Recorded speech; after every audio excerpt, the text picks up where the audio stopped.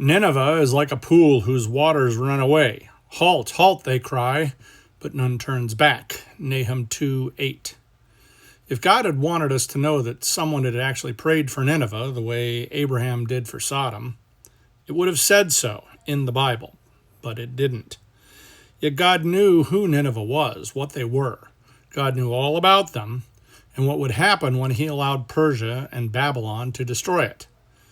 My Concordia Bible says that some people think this verse references the Tigris River, which flowed right near Nineveh, while others think it's simply poetic language that describes people fleeing from the destruction of the city. BibleHub.com says that, like a pool of water, Assyria's capital had pooled tribute, taxes, and plunder, while glorifying wickedness, which would now all be drained and drained empty.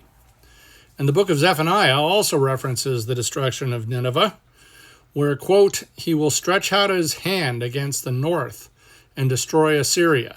Nineveh will be a desolation.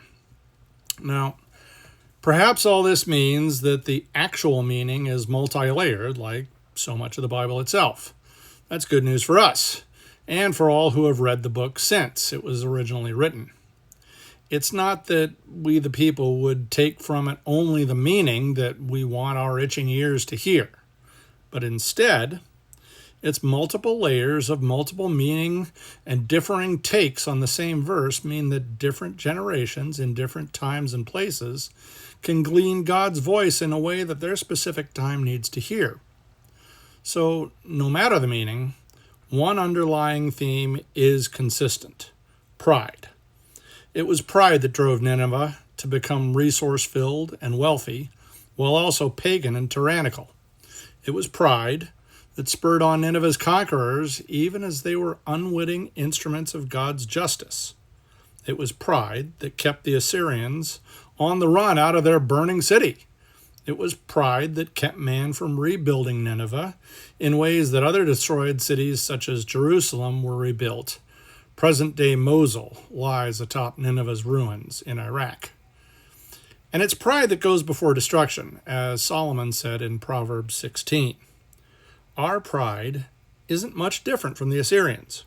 We're proud of things that we shouldn't be. We consider ourselves bigger than we really are.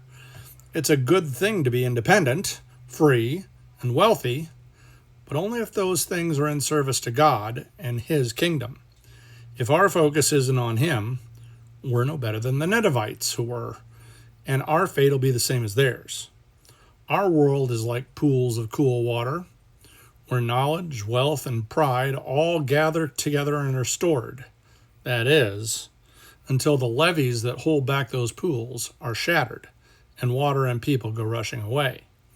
Hopefully, we're praying to God that He shows us His mercy that we don't deserve, and He helps us to turn away from our proud and spiteful ways.